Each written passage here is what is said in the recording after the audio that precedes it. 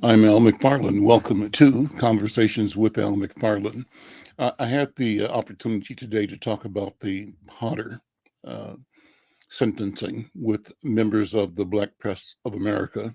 I was on this morning the program Let It Be Known. Let It Be Known is the daily news roundup and news analysis of National Newspaper Publishers Association, hosted by Stacey Brown, journalist extraordinaire, and also generally featuring the president of the National Newspaper Publishers Association, Dr.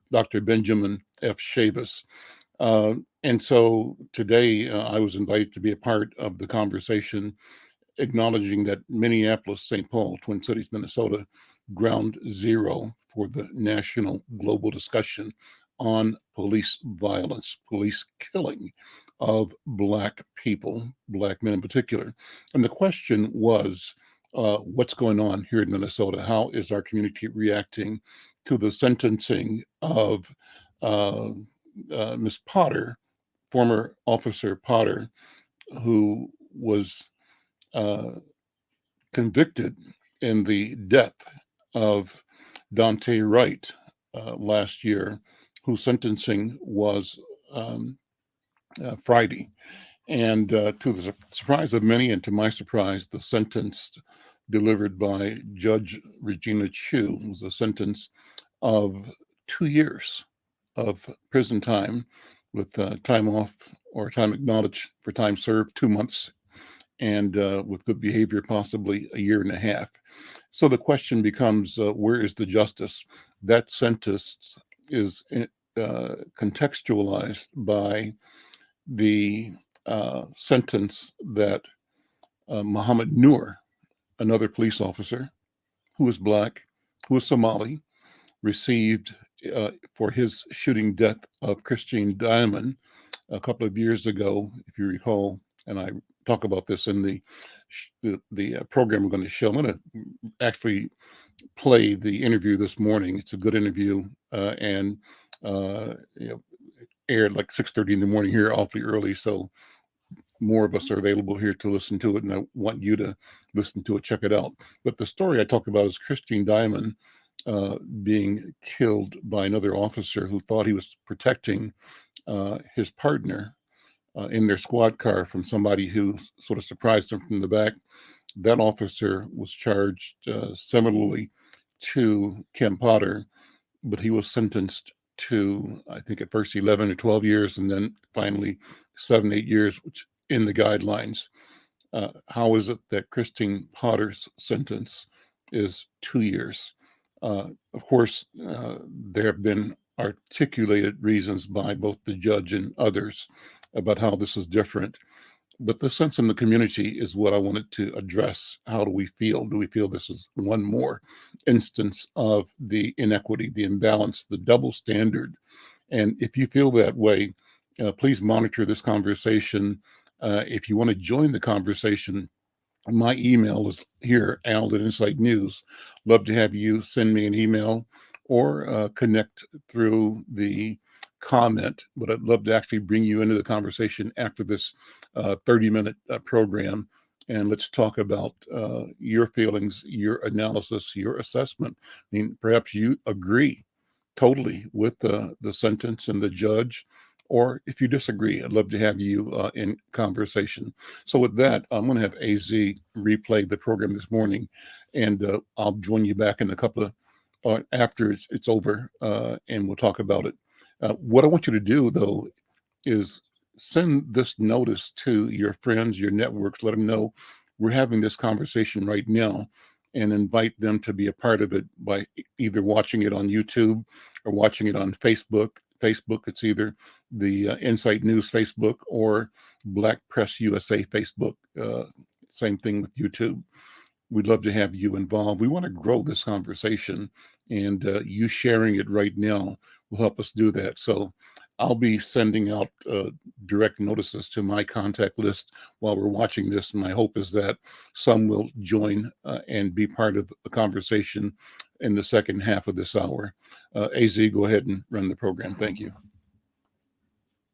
Good morning and welcome to another edition of the National Newspaper Publishers Association's Let It Be Known. It is Monday, February 21st, 2022. Judge Regina Chu literally shed tears as she ignored prosecutors' request for at least a 7-year sentence for former police officer Kim Potter, who was convicted of manslaughter after she shot and killed Dante Wright, claiming that she thought she pulled her taser and not her gun. Potter received just 2 years and could get out even sooner. But that's really become a sidebar as African Americans continue to witness a legal system from police to prosecutors and judges that is as unbalanced and unfair today in 2022 as it was during and before the Jim Crow era. This one seemingly takes the proverbial case because the judge actually displayed more sympathy for the convicted cop than for the dead victim. We discussed this morning with Insight News publisher Al McFarlane. But first, the news headlines, and we will bring on publisher Al McFarlane for our headlines. Good morning, Al. Good morning. How are you? Good to see you as always, coming to us from those twin cities out there in Minnesota. Thanks a whole lot for joining us. Our first news item this morning, Al, a private funeral service is expected to take place this week for Askia Muhammad, a renowned journalist, photographer, poet, and Black press columnist who died on Friday at the age of 76. For more than 40 years, Muhammad had been a fixture on WPFW radio in Washington, D.C., and of course at The Final Call. And his column appeared regularly in Black-owned newspapers like The Washington Informant and on BlackPressUSA.com. He was an author whose most recent book, The Autobiography of Charles 67X, featured a collection of photos, poetry, and personal essays covering his life as a politically and socially engaged journalist. The White House reached out to the Black press about Muhammad, with President Biden seeking out the journalist's family to send personal condolences. A public memorial is planned for next month, family members have said. Al, I don't know how well you knew Askia, but he certainly was very well known. We're seeing more and more tweets and comments come in as the time has gone by. Didn't know him personally, met him, had a huge respect for him. What I knew him about was his bridge work, carrying Black people to Africa and connecting Black journalists with Africa over the years. And so he was, in my view, a Pan-Africanist, one that wanted to make sure that we had direct access to the movement and governments in the motherland in Africa, and certainly an asset to our community and to the world. Yeah, absolutely. Askia Muhammad has died at the age of 76. Certainly will be missed big time in the Black press, and I'm sure with his family for sure. Also, the news this morning, Al, a Black Florida teenager who says she was bullied for months by classmates was falsely accused of threatening her school and then wrongly detained at a juvenile detention facility for 11 days, according to her family and attorney. Now the 13-year-old's mother, Leslie Ann Davis, is suing Renaissance Charter School at Pines over the November incident. She says, I feel distanced. This is what the teen said. I feel distanced. Nia Wims, the teenager, said at a news conference. She says, I really don't want to talk to anybody. The lawsuit alleges that the girl was being bullied at the school in Pembroke Pines, about 20 miles north of Miami. Davis reported the alleged bullying in August and had requested a meeting with school officials, according to the lawsuit. The meeting never happened, and finally a complaint went out, and the school never addressed the family's concern. The bullying continued until Davis made the decision to pull Wims from the school and enroll her somewhere else. In November, Wims began talking with a Renaissance Charter School student on Instagram about the bullying. The suit identifies the second teen as just with the letters MS. After the conversation, MS allegedly created a fake Instagram page using Wims's name. While pretending to be Wims, MS allegedly sent herself messages that included threats to blow up the school and kill people, including MS and a teacher, according to the lawsuit filed. The messages were disclosed to the teacher, who informed school officials and the police. The charter school was placed on limited lockdown, but later determined to be safe. but the complaint went forth, and Pembroke Pines police began investigating what led to the lockdown and were allegedly told by MS that Wims had sent messages threatening the school, and officers then interrogated Wims, who said she had talked with MS over Instagram but did not make any threats. On November 19th, Wims was arrested and taken to a juvenile detention center. Police said in a statement at the time that she was being charged with a second-degree felony for making a written threat to do bodily harm or commit an act of terrorism. She spent 11 days in the facility and had to undergo psychological evaluations, and she was released later on November 29th after our investigators determined that the messages came from an IP address connected to MS. This is horrible. So what's happened to MS? Do we know yet? So right now, there has been no official charges yet, although investigators said that they are continuing their investigation. And what's the demographic on MS? She's a white student, I'm presuming. A white student, yes. Yeah. And so, it highlights again what the culture would try to say is a one-off event, that these are individual failings of people with personal problems. But Stacey, I think what we have to say and see from our point of view is the consistency of this kind of activity that presumes that it's easy to discredit and destroy and characterize anyone Black. And we're used to this. I think it was, what's his name? Paul Mooney had the joke, $1-800, you know what? Yes. But the premise was that when anybody white is in trouble, find a plausible threat from Black people to deflect. And it happens, it was a joke, but it's not a joke. It happens all the time. This is an example of even getting down to our children. But it means that when Black boys, for example, are in private or public schools, integrated schools, systems distrust and diminish, try to destroy their sense of well-being and try to create this conformity in a Black boy that tells the Black child where and what power is, and that is not within him or his family. So there's a problem that we have to address, and it's systemic, it's pervasive, and this is one more example of it. Yeah, and one of the comments, Paris Brown of the Baltimore Times, we couldn't agree more. She says, Al, that this is hard to imagine, to see our young children in handcuffs. It's horrible. And as we say that, let's bring on the president and CEO of the National Newspaper Publishers Association, Dr. Benjamin Chavis. Dr. Chavis, good morning. Good morning, Stacey Brown. Good morning, Al McFarlane. Good morning, Dr. Brown. This is a great way to start off this Monday morning with reality, with facts, with truth. But the pendulum of history is moving toward the interests of communities of color. It's our job in the Black press to point out these contradictions, to point out these injustices, but also it's our job to advocate that we take not just note of what's happening, but what do we do about it? 2022, we got to vote some people out of office. We got to vote some people in office, and we have to overcome all this voter suppression.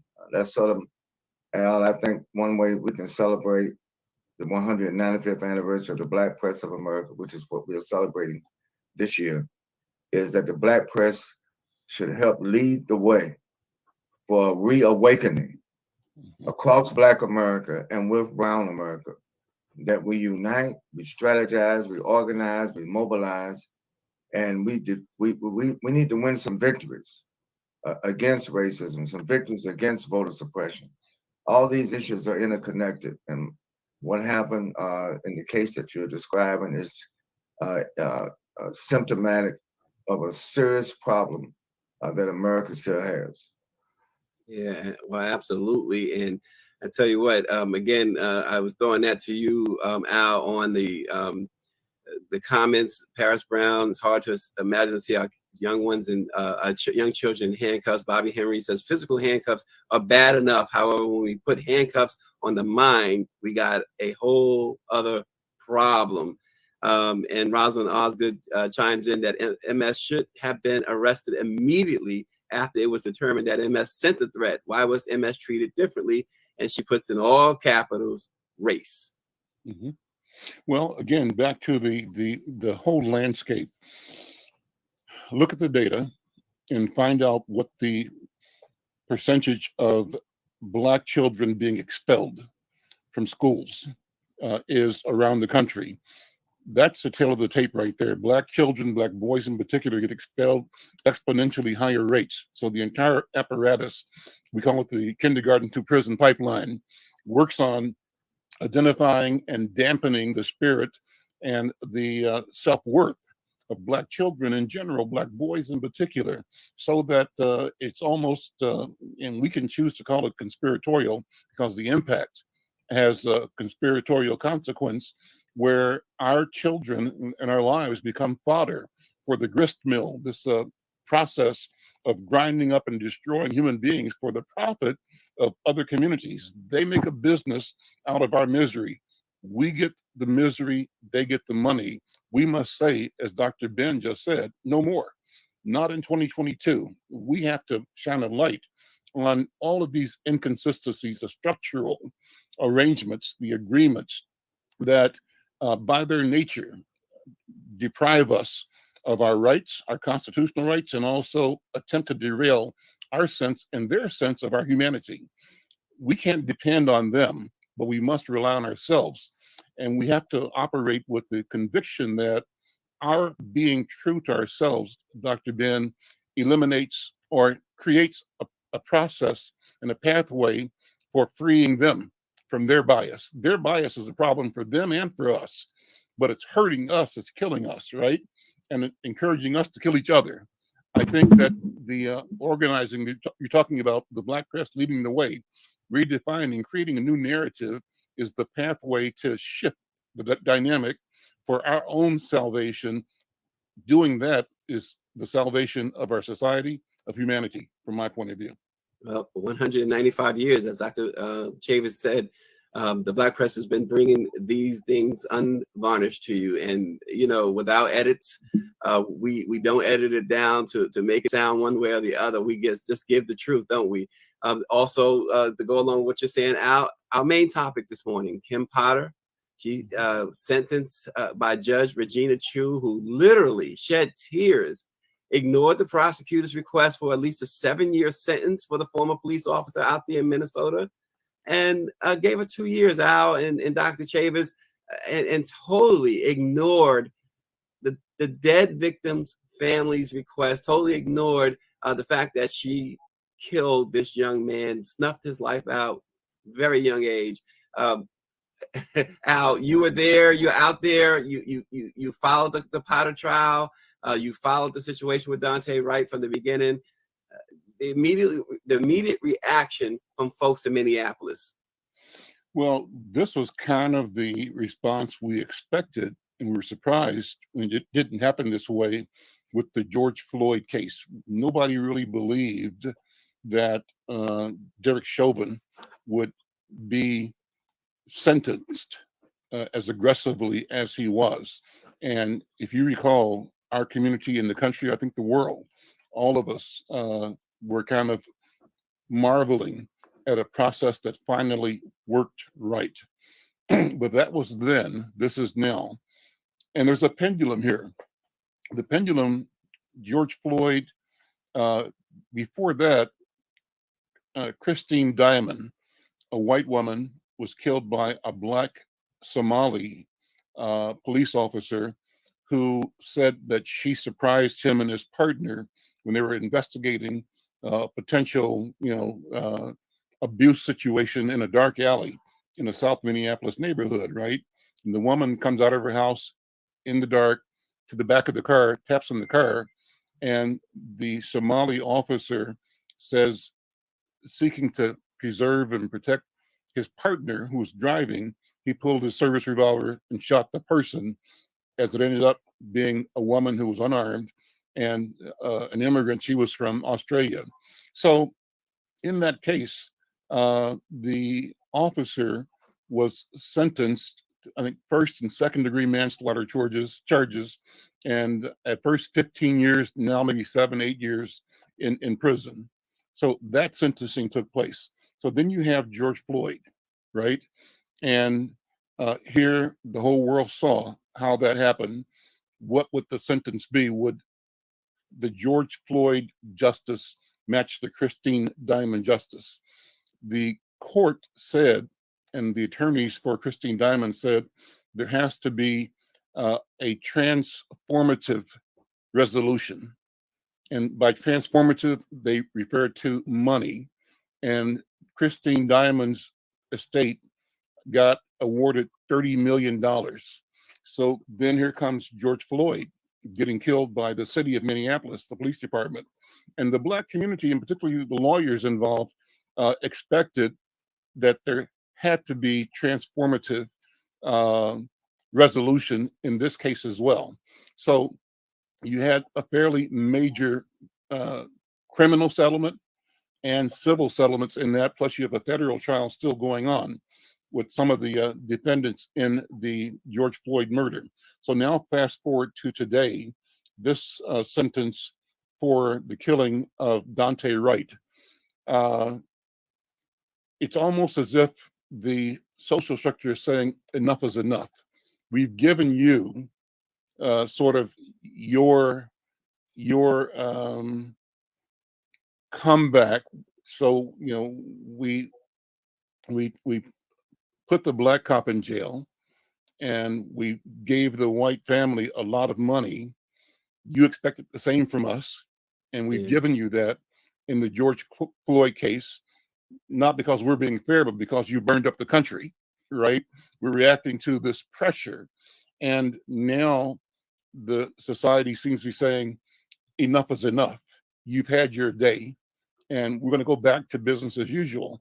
And so a 2-year sentence, but I was watching Dr. Chavis and Stacy a YouTube show the other day, and I don't know if you guys are familiar with it, but there's a case of the Nashville police officer.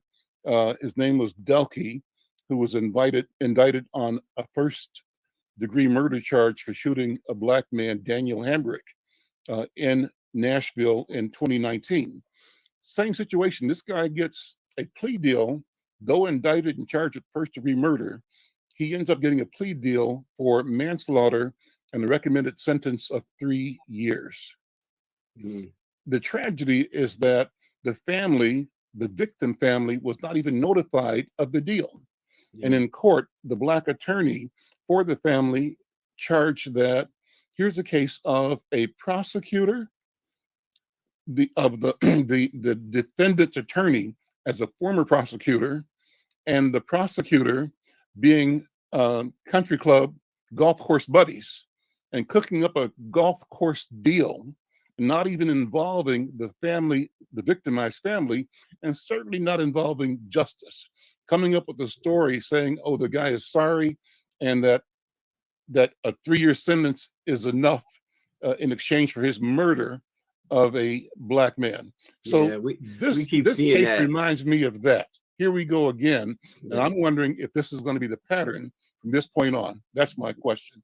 Yeah, we keep seeing that. But we also saw something along the lines of what you're saying in the Arbery plea negotiations, where the family, Ahmaud Arbery's family, said no way, no how. They went public. They had a news conference. They put pressure on prosecutors and the judge to say, don't take this deal with these guys. And sure enough, the judge responded by throwing out that plea deal. So Dr. Chavis, I know that it takes us to take action as well, not just to wait for prosecutors or others to take the action. Well, one of our publishers in the last 195 years of the Black press said it best. His name is Frederick Douglass. And Frederick Douglass said in the North Star, freedom is a constant struggle. What we warned because of the pressure in the George Floyd case told us that we cannot relent. Mm-hmm. There's no reverse gear. And we should not see these cases in isolation. And I'm glad Al McFarlane pointed about the Nashville case, which is connected to the Minneapolis case, which is connected to the California case, which is connected to the North Carolina case. All these cases are connected. What connects them? Systemic racism, centuries of economic exploitation, centuries of miseducation, centuries of racial hatred and racial prejudice.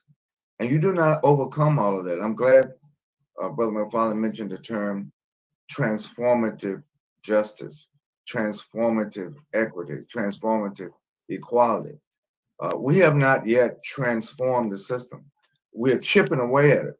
I make a comparison to dismantling apartheid in South Africa, to dismantling apartheid in America. Keep in mind, apartheid in South Africa was patterned after apartheid in America. People think, oh, what? How did these racists in South Africa come up with apartheid? Because they got it from the United States of America. They got it from the transatlantic slave trade, which started in 1519, not 1619. And so I think that the lesson, Al and Stacey, is that we have to be vigilant. We take what victories we can win. And when we have defeats, when we have setbacks, we have to come back stronger. I like that analogy of the pendulum. The pendulum swings in both directions, but who determines which way the pendulum swings? When Dr. King said that the arc, or the moral arc of justice, the moral arc bends towards justice. Yeah. Okay, who bends it? Who bends the arc? What is the pressure that bends that arc? That's where we come in. That's where the Black press come in. That's where the Black church comes in. That's where Black-owned businesses come in. That's where the Black community, but not alone. I keep saying we have to stand with other communities of color in solidarity and action and continue to fight for freedom, justice, and equality every day, not just during Black History Month, but every day. We have to point out these wrongs, try to right them the best way we can, but never lose our fighting spirit. Never lose our and what we learned in the aftermath of George Floyd was that people will become in solidarity with us if they see us move. But if we're standing still, if we're in shock and awe every time something, I remember what happened when all those people were killed in the AME church in Charleston, South Carolina. People were just utterly shocked that something like that would happen in a church while people are praying, but that's the systemic, endemic nature of white supremacy that we all have to work together to overcome and to transform. Well, Al, so let me go back to Kim Potter. 2 years, does that mean she's going to serve 2 years? Or doesn't that mean that she can possibly get out even sooner? They say the likelihood is 16 months, and so it won't be 2 years, it'll be a year and a half. And, what I'm hearing on the street is what kind of deals will she be offered? Will she get? I don't know whether the settlement requires that she never, ever benefit or profit from any selling of a story or speaking engagements or anything associated with the outcome of this trial. I was going to ask you about that. Yeah, I was definitely going to ask you about that because she'll do the 16 months and then she'll come out and she'll be a TV star and get rich. That's right. Well, it's like what's the kid's name in Wisconsin that Kyle Rittenhouse. Rittenhouse, right? I mean, just that is incredible for all of us to think about him, and he killed white people, right? But him walking past law enforcement and the presumption that it was okay for him to carry arms and walk past law enforcement with the arms till they finally realized he's the one that did the shooting and the killing. And it's like the story last week of the kids in a fight in the mall in New Jersey, right? We brought that here and let it be known. Yep. Law enforcement comes in and presumes automatically guilt and subdues a Black person, a child, and then tells the white kid to go sit down. This ain't about you. And from what I saw, the white kid was offering his hands to be cuffed, and they said, "Sit down. We're not doing you like we're doing this guy here." And it looked like the black guy was getting worse in the fight and was being pummeled by the whites when the cops interrupted.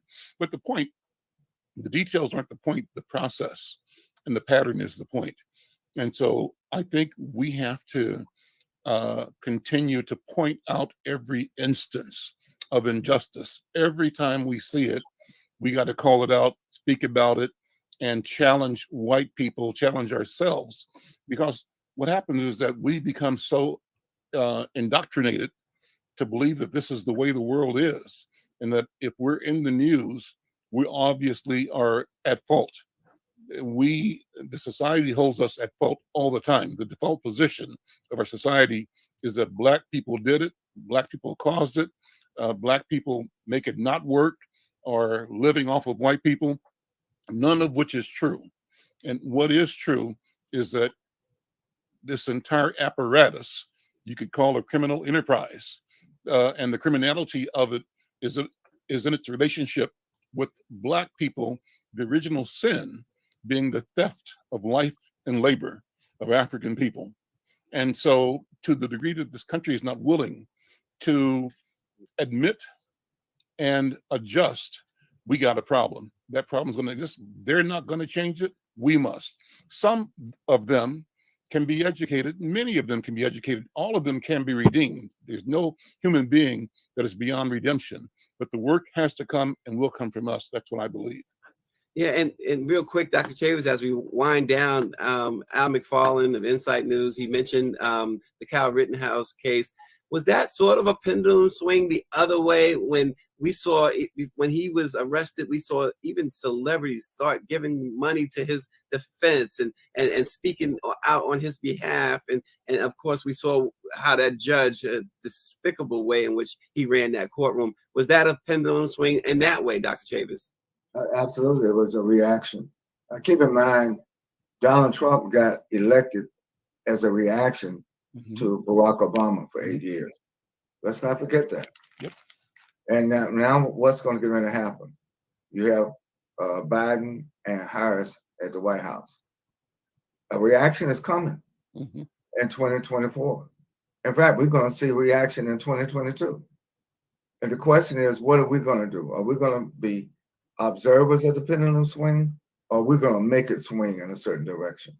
I think it's our responsibility not just to forecast the future, but to help shape it, to help construct it, to help transform it by our actions. And I think if we would take these steps toward mobilizing and organizing, we will get others to join us. But as Dr. King used to tell us, the ball is in our court. What are we going to do? And I think that we can still make progress this year. We have to fight for the gains. Look how they chipped away voting rights, and look all the voter suppression laws that are going on. Look at all the gerrymandering that's going on. This has called to action to us. I like what Al said. We should not ever assume that white supremacy is normal. We should never assume that these systematic racism cases in the courts, what the judge showed in the Kim Potter case, she was more empathetic to the perpetrator of the violence with hardly no empathy for Dante Wright. And why? Because he was a black child, a black man, and so our responsibility, we have to make sure that family is healed, resourced. I don't think it's over with. I think there's civil rights violations involved in that. I think the U.S. Justice Department needs to get involved, as they are involved in the Arbery trial now in Georgia. So we have to be consistently not just aware, but consistently involved. And we create the change that we desire by our own actions. Well, thank you so much. Of course, Dr. Chavez, Al McFarlane. You guys can catch Al McFarlane every day on the Black Press USA's Facebook and YouTube page with conversations with Al McFarlane. He is the publisher of Insight News, one of our fantastic member newspapers. And stay tuned each and every day this year as the Black Press of America celebrates 195 years. We wish to plead our own cause. For too long, others have spoken for us. Those were the words of the founders of the Black Press. Thanks for joining. Let it be known. We will see you tomorrow. Well, there you go. I think a good program. I was pleased to be part of that conversation, that discussion. I'm interested in your point of view. If you watch this or are watching it, we'd love to have you jump in the conversation and voice your opinion. I think that we experienced some turbulence here in Brooklyn Center over the past day or so after the verdict was announced. I don't have the details about exactly what happened, but I think there was certainly a lot of trepidation, people wondering if this would be a repeat of what happened in the summer after the George Floyd incident. Big difference, I think, is that people have had more time to think. Plus, we have this phenomenal cold weather. Large gatherings just are simply not as practical in the wintertime as they are in the summertime. People have adapted. People who are protesting, the activists have adapted, I think, properly by creating caravans that carry their protest to the streets and through the streets. And some protests have been held at different people's homes, and so there are strategies attempting to rally people and to reflect the discontent, the dissatisfaction with the judge's sentence and with the process that allowed a sentence like that. There's been some also challenging and wondering whether or not the prosecution was going to challenge the downward departure by the judge from the standard. I heard some people being interviewed saying, what's the use of having guidelines if they're not followed? And how is it that they do not follow the guidelines here? I personally, question when I see a sentencing like this. I think about all of the Black people in particular, Black men, Black women in particular, who are serving 5 and 10 and 15 years for marijuana possession, for substance abuse, for parole and court, statutory kind of violations. Didn't show up for court, missed a court date, didn't pay a fine, and as a result, you get picked up on a bench warrant and can't afford to get legal counsel or defend yourself in the system, and you bear the full weight. I question a system that is so callous and consistently abusive of Black and brown people, Black and brown bodies. Do I question the need for law enforcement, the need for prison? The answer is no. I think that having a system for protection, for safety, for public safety, and for justice is absolutely essential. I don't know anybody who's Black who doesn't want his or her home, neighborhood, family, their mom and dad, their kids to be safe in community. I don't know anybody who objects to having a principled and integrity bound law enforcement apparatus that uses, discretion properly and consistently in the Black community as it seems to in the white community. What do you mean? Well, I connect this to things like, this is a big stretch, but it kind of proves or says the point from my point of view. You go to a retail establishment and you wait in line with returns, and you see the 4 or 5 people in front of you returning, lawnmowers, airplanes, crackers, whatever. And the people who are behind the counter smile and they're helpful, they're grateful, they're thankful, no problem. And then you show up black or brown, and you've got something that you either have a receipt for or you don't. But there is a suspicion about your showing up and wanting the same service that the 5 white people in front of you got.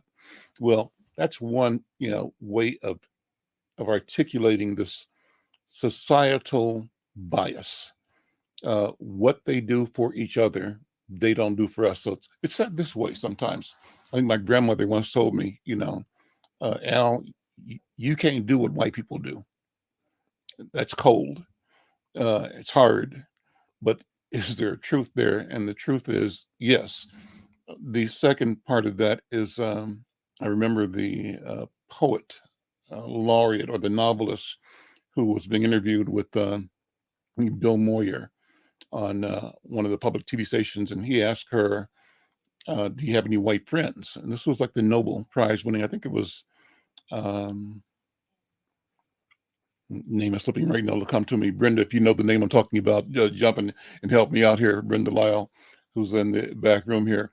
But the poet and poet and novelist said, it's not a question. She said she didn't have white friends, and she said it's not because there's always a betrayal, and the question is when and under what condition would the betrayal come. And the point that I remember from the conversation was the novelist saying, no matter how close I get to someone who, have relationships with who's white, what I am guided by is a sense that at some point in time, there will be a betrayal. The question is when, what triggers the betrayal? The betrayal, as I see it, is a reference to a cultural expectation, a social expectation that white people defend whiteness, that they feel that they are betraying whiteness if they are fair, if they are honest, if they are open, and and that shows up at every element, every aspect of our culture and society. So what does it mean in terms of the criminal justice in these cases, the Kim Potter? There is a compassion and understanding when the judge, was tearful at the thought of having to sentence Kim Potter. She almost was apologetic. And the same was true of the case in Nashville that I made reference to. The system was overly sympathetic to the scars that this incident would have on the young white rookie cop. They acted like, what a shame that his whole future and career were going to be marred or impacted by this unfortunate incidents of him murdering a black man, that the black man's life did not really matter. An unfortunate accident. And that's kind of what you heard about Dante Wright. Unfortunate, but it happens. Well, it's not good enough. And I think that we have to say to each other and to the world that each, incident like this demands and deserves our voice, our action, our protest, showing up and challenging a system that is organized in a way to devalue our existence. We have to challenge it, and we cannot expect the system to challenge itself, even this called friends. The question is, when will the betrayal come? The betrayal is silence. If you are silent in the face of injustice, that is the betrayal. So I want to thank you all for listening today. I'm interested in knowing and hearing what your thoughts are, your feelings about this issue. I said to Dr. Chavis, our job is the Black press of America, and I think the Black press of the world is to constantly call attention to the systems of oppression the systems morph into things that sound and look reasonable and palatable, plausible, but the consequence, the result is the same, and that's the denial of our constitutional and our human rights, the denial of opportunity, and the deception of creating a system that blames us for the problems we have, and the problems are rooted in the institutions that are created to support and uphold white supremacist thought. Well, that's my program for today. I thank you for being a part of it, and we'll see you tomorrow. We're doing these programs every day, 1 o'clock. We want to engage you, want you to help us grow the audience for this. Like and share, and be a part of this conversation. My email is in here. If you have an idea or suggestion, or if you want to join the program, send me an email, al@insightnews.com. I will respond. Thank you, and we'll see you tomorrow. Take care. Bye-bye.